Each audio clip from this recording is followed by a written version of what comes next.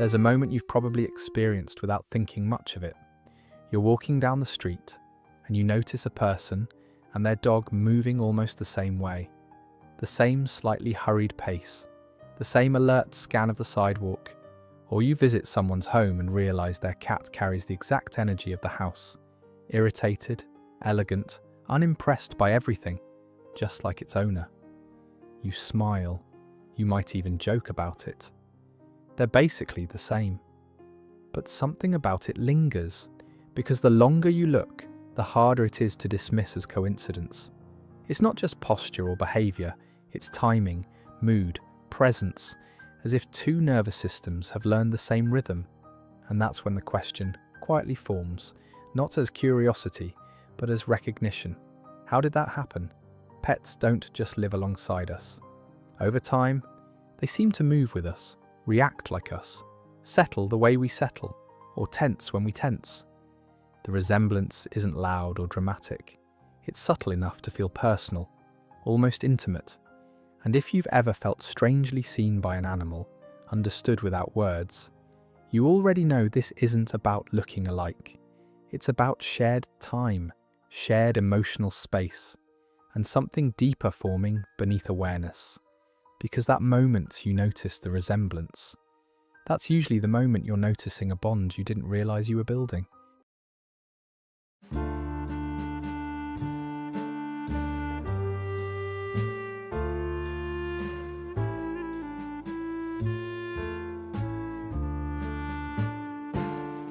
Most people like to believe they chose their pet by chance. Right place, right time, a face that simply felt right. But psychology tells a quieter story. When you stood in front of a row of animals, at a shelter, a breeder, a friend's house, you weren't scanning randomly. Long before conscious thought stepped in, your nervous system was already deciding. It was reading energy, movement, posture, calm or chaotic, guarded or open, familiar or overwhelming. Psychologists call this assortative matching, our tendency to gravitate toward beings that resemble us in temperament, rhythm, or emotional tone. We do it with friends, with partners, and yes, with pets. Not because we're narcissistic, but because familiarity feels safe, especially to a nervous system that has learned to stay alert. You might say, I wanted a dog to get me out more, or I was hoping for something different this time. But notice what usually happens. The introverted, overstimulated person rarely goes home with the highest energy dog in the room. The chronically anxious person doesn't truly bond with the most unpredictable animal. When the moment arrives, the hand reaches for the one that feels manageable, legible, known. That pull you felt wasn't intuition in a mystical sense, it was recognition. Your body sensed a pattern it already knew how to live with. And here's the part most people miss. You weren't just choosing an animal. You were choosing a relationship your nervous system believed it could survive inside. Before your pet ever learned your routines or your moods, something older made the first decision. You chose what felt familiar, and familiarity, even when it comes from the past, often feels like home. Once your pet enters your life, something subtle begins to happen almost immediately. You start telling a story about who they are. He's shy, she's dramatic. He doesn't trust strangers. She needs a lot of reassurance. These sound like simple observations, harmless, even affectionate. But psychologically, they're doing more than describing behavior. They're setting the terms of the relationship. This is projection, the process by which we unconsciously place parts of our own emotional world onto another being. With humans, projection is messy. People push back. They correct us. They have their own words. With pets, there is no verbal resistance, so projection flows freely. We read their inner world using our own emotional language. And in that moment, something important happens. When you name a trait in your pet, you're not just labeling them, you're outlining expectations. If your dog is anxious, you become vigilant. If your cat is independent, you justify distance. If your pet has trust issues, you position yourself as protector, interpreter, stabilizer. This becomes an unspoken emotional contract. Over time, you begin to respond not just to what your pet does, but to what you believe they are. And because animals are highly responsive to patterns, that belief starts shaping reality. Your reactions reinforce behaviors. Your attention sharpens around certain cues. The story you tell quietly becomes the environment your pet adapts to. This doesn't mean you're imagining things or doing something wrong. Projection is not delusion. It's how bonds form when language is limited. It's how meaning enters the relationship. But it's worth noticing. Because often the qualities we see most clearly in our pets are the ones we've been living with internally for a very long time. Even after projection sets the emotional frame, something deeper begins to operate beneath awareness. It's not symbolic, it's not imagined, it's biological. This is emotional contagion, the automatic transmission of emotional states from one nervous system to another. Humans do this constantly with each other, often without realizing it. But it also happens between humans and animals, sometimes even more efficiently, because animals are not distracted by language or interpretation. Your pet may not understand your words, but they're exquisitely sensitive to your body, your muscle tension, your breathing patterns, the speed of your movements, the tone you carry when you enter a room. To them, this information matters more than anything you say. Dogs, in particular, rely on something called social referencing. They look to their human to decide how to feel about what's happening. When a stranger approaches and your body tightens, even slightly, your dog learns that this situation carries risk. When your posture stays open and your voice remains steady, they learn the opposite. Over time, your emotional responses become a template. Cats absorb the environment differently, but no less precisely. They attune to rhythm, volume, predictability. A household that lives in constant low-grade tension teaches a cat to stay alert. Sudden noises become threats. Change becomes dangerous. The nervous system adapts accordingly. This is where the loop forms. You feel anxious. Your pet becomes more vigilant or clingy. You respond to that behavior with more concern or control, and the cycle reinforces itself. The same happens in reverse. When you slow down, regulate your breath, and move with intention, your pet often settles without being trained to do so. Stress behaviors decrease. Rest comes more easily. This isn't magic. It's two nervous systems exchanging information and learning how to survive the same environment together. Your emotional state is not just something you experience internally. To your pet, it's the climate they live in. Over time, emotional contagion doesn't just pass feelings back and forth. It begins to settle into something more stable, something shared. This is co-regulation, the process by which two nervous systems learn how to find balance together. It's most often discussed in the context of parents and children, but the same mechanism operates in close human-animal bonds. When you're dysregulated, overstimulated, anxious, exhausted, your pet often responds first. They pace, they whine, they follow you from room to room. They groom compulsively or chew things they normally wouldn't. From the outside, it can look like bad behavior. Psychologically, it's a system searching for equilibrium. And here's the part many people miss. Your pet isn't just reacting to stress. They're attempting to regulate it, both theirs and yours. When you begin to calm, even subtly, something shifts. Your breathing slows, your movements soften, your voice steadies, and almost immediately, your pet's body follows. Muscles release, vigilance drops, rest becomes possible. Not because you trained them to relax, but because their nervous system learned that safety had returned. This process works in both directions. There are moments when your pet regulates you before you realize you need it. The weight of a dog leaning into your leg, a cat settling onto your chest, matching your breath. These aren't random gestures. They activate the parasympathetic nervous system, the part responsible for calming, digestion, and repair. Over weeks, months, years, This mutual regulation reshapes both of you. Some people notice they become less reactive, more present, more capable of pausing before spiraling. At the same time, their pets show fewer stress behaviors, greater resilience, and more emotional flexibility. Co-regulation isn't about one being fixing the other. It's about two systems slowly learning a rhythm that neither could find alone.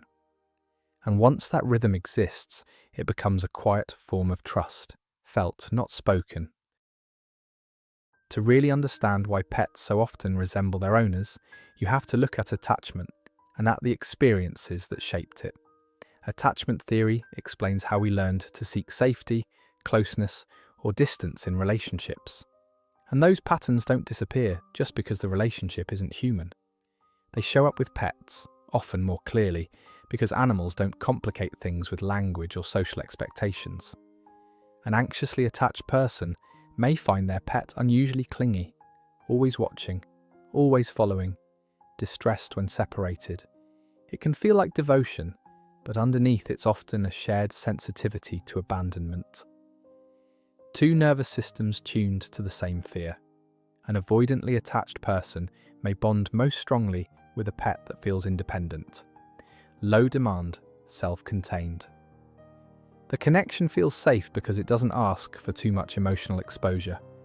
Distance becomes the form of closeness that feels manageable, and for people with unresolved trauma, something even deeper can happen. The pet becomes a container for emotions that were never fully processed. Fear, vigilance, grief, hyper-responsibility. Without meaning to, the owner offloads what they learned to hold alone. The pet absorbs the atmosphere, the tension, the readiness for danger. This isn't because the owner is selfish or unaware. It's because trauma teaches the nervous system to outsource regulation whenever possible. Pets are especially vulnerable to this role because they stay. They don't argue. They don't leave when things get heavy. So the bond can feel uniquely safe and uniquely intense. But here's the truth that often goes unspoken. When a pet carries emotional weight that was never theirs to begin with, stress behaviors aren't signs of a difficult animal. They're signals. Signals that the bond is holding something important, something that deserves care, awareness, and sometimes gentle rebalancing. Because pets don't just attach to us, they attach to the parts of us that are still learning how to feel safe. The bond between a person and their pet can be deeply healing. But like any close relationship, it can also quietly cross a line. When the connection is balanced, the relationship creates expansion. You feel steadier, your pet feels safer. Stress moves through the system instead of getting stuck. There's flexibility, space to rest, to separate, to return. The bond supports life rather than narrowing it. When it becomes too much, the signs are often subtle at first. Your pet struggles whenever you leave, not mild discomfort, but panic. They mirror your stress so closely that any shift in your mood destabilizes them. Or they become hypervigilant, always watching, always ready, never fully at ease. These behaviors are often misunderstood as obedience, loyalty, or personality quirks. Psychologically, they're signals of emotional enmeshment. This happens when a pet becomes the primary regulator for emotions that have nowhere else to go. The animal isn't just companion or support, they're carrying responsibility. And responsibility, even when wrapped in love, creates strain. What's important to understand is that this doesn't mean the bond is unhealthy by nature. It means the bond has become overworked. Pets aren't meant to hold our entire emotional world. They're part of it, not its foundation. When they're asked to stabilize what belongs to a human nervous system, stress leaks out in behavior. Healing in this context doesn't mean distancing yourself emotionally. It means widening the system. More regulation, more support, more awareness of what belongs where. A healthy bond allows closeness and separation. It allows mutual comfort without mutual collapse. And when that balance is restored, something shifts. The relationship becomes lighter, more resilient, and deeply loving, without being heavy. As years pass, the bond between you and your pet stops being just something you have. It becomes something you are. At some point, the language shifts. Not "I have a dog," but "I'm a dog person." Not "my cat lives with me," but "this is just how my life works now." Psychologists call this self-expansion, the way close relationships quietly merge into identity. Your routines adapt, your schedule bends, your sense of responsibility, patience, even how you move through the world begins to reflect the bond. And your pet is doing the same. This is where personality convergence takes shape. Two beings sharing space, rhythm, and emotional patterns will gradually grow more alike, not because one copies the other, but because both are responding to the same environment. The same mornings, the same silences. The same ways stress enters and leaves the room. You might notice it in small things. You become more patient because your pet needs consistency, or more playful because they invite it. Your pet becomes calmer because your reactions soften, or more expressive because your attention makes space for it. Over time, a middle ground forms, a shared personality that belongs to neither of you alone. This isn't loss of self, it's adaptation. The bond doesn't erase who you were, it reshapes how that self lives, now influenced by another nervous system that learned your world as its own.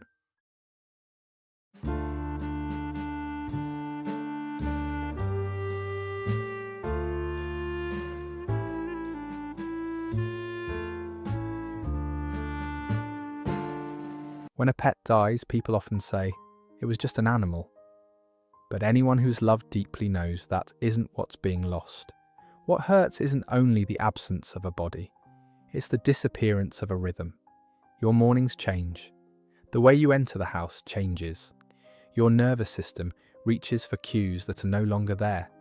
The sound of paws, the weight beside you, the quiet assurance that someone is tracking your state without needing words.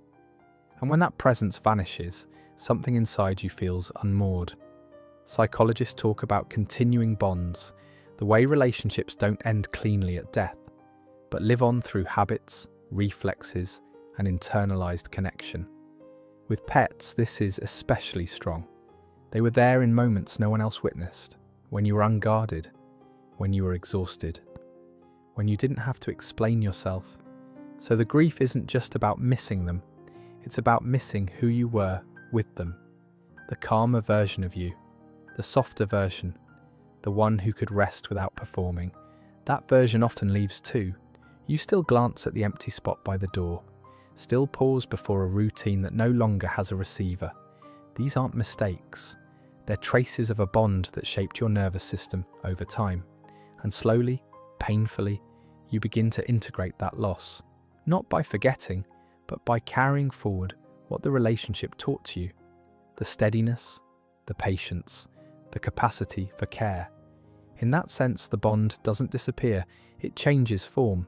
The grief is real because the connection was real, and the version of you that loved them doesn't vanish. It becomes part of who you are now, quieter, deeper, and permanently marked by having been known so completely. When you begin to see what's really happening in the bond between you and your pet, something important shifts. The relationship moves out of the unconscious and into awareness. You start noticing patterns instead of blaming personalities. You recognize when stress is traveling through the system, not just appearing in behavior. You understand that resemblance isn't an accident. It's the result of shared time, shared regulation, and shared emotional space. And with awareness comes choice. You can choose to slow down before your pet has to carry that tension for you. You can notice when they're signaling overwhelm instead of labeling it as misbehavior. You can let the bond become a place of mutual support rather than quiet responsibility. Your pet doesn't need you to be perfect. They need you to be present. When awareness enters the relationship, healing doesn't require dramatic change. It happens in small, consistent moments. A calmer response, a deeper breath, a willingness to regulate yourself instead of outsourcing that work. This is where the bond reaches its healthiest form, not as a mirror you're trapped inside, but as a relationship that helps both of you grow. If this video helped you see your own relationship with your pet more clearly, you're not alone. This channel explores the quieter patterns of connection, attachment, and healing that often go unnoticed. If you'd like more conversations like this, consider subscribing. And if any part of this resonated with you, share your experience in the comments. Your story might help someone else feel understood. Thank you for watching.